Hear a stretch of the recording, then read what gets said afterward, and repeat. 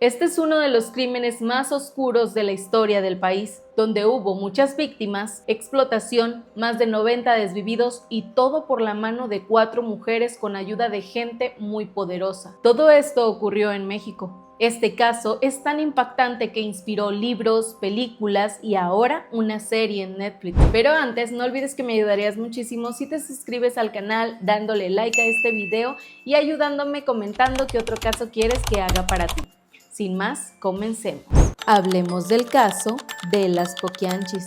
Esto ocurrió en la década de los 50 y 60 en el estado de Jalisco y Guanajuato. Las Poquianchis son 4 hermanas llamadas Delfina, María de Jesús, Carmen y María Luisa González Valenzuela. Cabe mencionar que ellas vienen de una familia disfuncional, que no es justificación para todo lo que hicieron, pero que sí tiene mucho que ver con algunas acciones. El padre de las Poquianchis, llamado Isidro Torres, era un hombre muy machista que aparte era alcohólico y policía. Para ellas era muy normal ver cómo su papá maltrataba a su mamá y en ocasiones también a ellas. Una situación muy conocida fue cuando María del Carmen decidió huir con su novio. Su padre la buscó y cuando la encontró, aparte de golpearla, la llevó a la cárcel y ahí la dejó. En esos días, su padre tuvo que salir a una misión de atrapar a un criminal, pero lamentablemente hubo exceso de fuerza y artefactos, así que el criminal quedó desvivido y como todas las cosas se hicieron mal, él tuvo que salir huyendo antes de que lo atraparan, dejando a Carmen en la cárcel. Se dice que ahí estuvo durante 14 meses hasta que una persona fue a pagar su fianza, mismo con el que tuvo una relación y después de tiempo le dio un hijo. Es por eso que se cambiaron los apellidos, ya que antes eran Torres y se lo cambiaron por González Valenzuela, ya que su padre era fugitivo. Años después los padres de las Poquianchis fallecieron y les dejaron una herencia, así que la repartieron entre las 4. En 1938 María del Carmen se casó con un hombre al que le apodaban el Gato y decidieron en pareja poner una cantina en El Salto, Jalisco, pero esto no funcionó, ya que su esposo se gastaba todo el dinero y quebraron el negocio. Así que María del Carmen decidió regresar con su familia. Y aunque ese negocio no resultó muy bien, fue lo que hizo que a su hermana Delfina se le ocurriera poner un negocio similar, pero con algo extra. Hacer una cantina, pero con una casa clandestina, en donde las meseras dieran servicios a los hombres y así poder ganar más dinero. Al tiempo llegó una señora y les dijo que ella se podía encargar de a las muchachas. Fue ahí donde el negocio creció más y empezaron a atraer a más chicas con engaños. Ninguna de las jóvenes superaba los 14 años.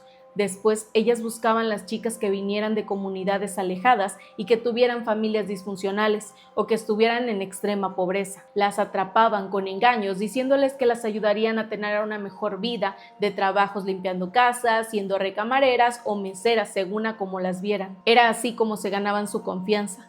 Cuando aceptaban, las metían en casa sin agua, sin comida y las ponían a empezar a trabajar. También se dice que cuando recién llegaban las ponían a disposición de los trabajadores, esto para que se acostumbraran a su nueva vida, y si alguna de ellas lloraba había castigos muy severos. Incluso se dice que las Poquianchis tenían comunicación con los padres de las chicas, ya que les recuerdo que ellas decían que les iban a ayudar a mejorar su vida consiguiéndoles trabajos decentes. Al principio, cuando llegaban, jugaban con su mente.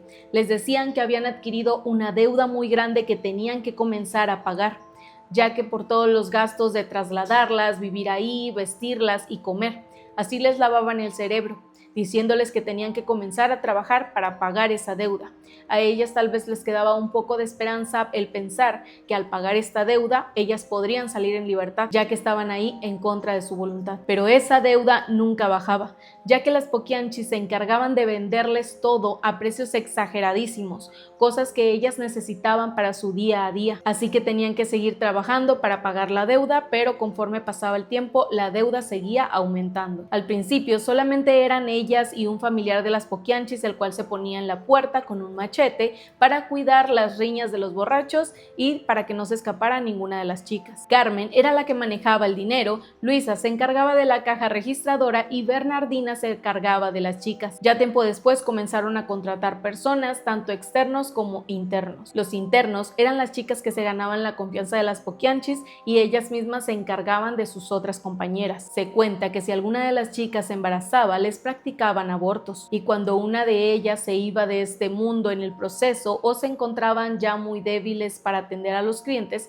eran entregadas al amante de Delfina, que era un ex capitán del ejército, el cual apodaban el Capitán Águila Negra, o también se encargaba de ellas el verdugo, que era otra persona que también habían contratado. En 1949, María del Carmen se fue de este mundo a causa de cáncer, y recordemos que ella manejaba el dinero. Sí afectó un poco al negocio, pero ellas siguieron adelante. Cuando las cosas se complicaban, ya sea porque las chicas intentaban rebelarse, escapar, o por las riñas de los borrachos, ellas tenían que salir huyendo. Entre esas huidas hay un acto muy mencionado en 1954, en donde pusieron su negocio en la feria de San Juan de los Lagos en el estado de Jalisco. Pusieron 2 carpas, una para vender bebidas y la otra para dar el servicio a los hombres que pasaran por ahí. Al finalizar la feria, Delfina se fue con 2 maletas llenas de dinero. Se dice que ellas tenían comprados a muchísimos funcionarios de alto mando y es por eso que trabajaban libremente. Se habla de que también tenían comprado al mismísimo alcalde de ese lugar de ese año, por eso nadie les decía nada y podrían trabajar sin ningún problema. Ya para 1964, después de haber estado en ese negocio durante muchos años,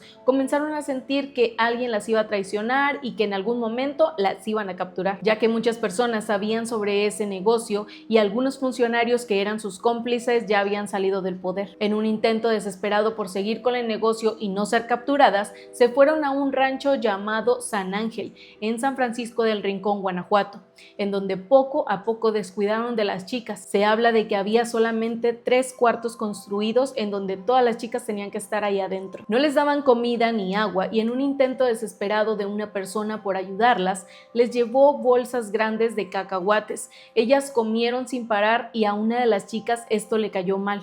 Se le comenzó a inflar el estómago y desgraciadamente se fue de este mundo y simplemente lo que hicieron fue aventarla por una ventana. Aquí es cuando Catalina Ortega se vuelve la principal de esta historia. Ella es una de las jóvenes que habían sido capturadas. Se armó de valor y simplemente salió huyendo de ese lugar. Corrió para salvar su vida. Fue así como llegó a la comandancia de León, Guanajuato y contó todo lo que había vivido. Gracias a ella se salvaron todas sus compañeras, ya que gracias a eso atraparon a las poquianchis. Fueron trasladadas al penal de Irapuato en el estado de Guanajuato y luego de varios meses que duró el proceso, finalmente Delfina, María de Jesús y María Luisa González Valenzuela fueron acusadas y recibieron una pena de 40 años de prisión. Se dice que hay muchas historias sobre las poquianchis, pero también hay que entender que en esa época los periódicos no tenían censura alguna y lo que querían era vender.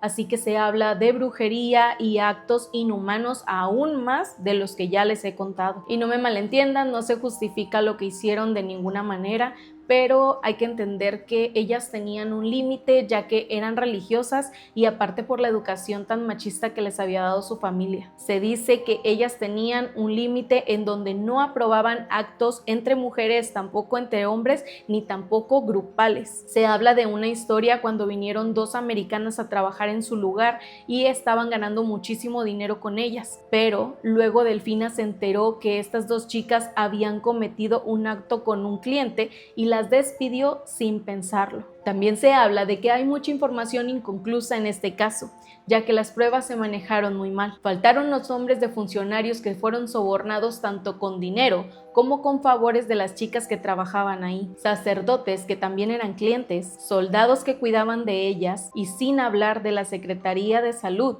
que les daban los tarjetones que para ese tiempo ya se utilizaban para decir a los clientes que las jóvenes estaban sanas y que podían laborar. Esa información no salió a la luz. El final de Delfina, conocida como la Poquianchis Mayor, fue el 17 de octubre de 1968, a los 56 años de edad en la cárcel de Irapuato. Falleció de una hemorragia cerebral luego de caerle una cubeta de cemento en la cabeza. María Luisa, apodada Eva la Piernuda, se fue de este mundo también en la cárcel de Irapuato en noviembre de 1984 de cáncer hepático. Recordemos que María del Carmen también ya había fallecido, pero antes de que las atraparan. La única en cumplir condena fue María de Jesús. Ella sí falleció en libertad en la década de los 90. violenta. Sin duda, esta historia de México supera la ficción. Ellas eran unas personas muy malas que simplemente querían dinero fácil y utilizaron su inteligencia para lograrlo a como diera lugar.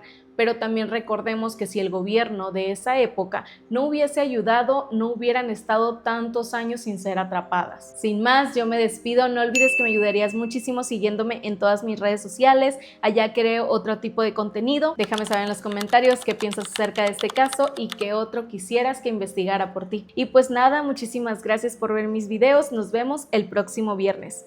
Bye bye. Me duele la pata.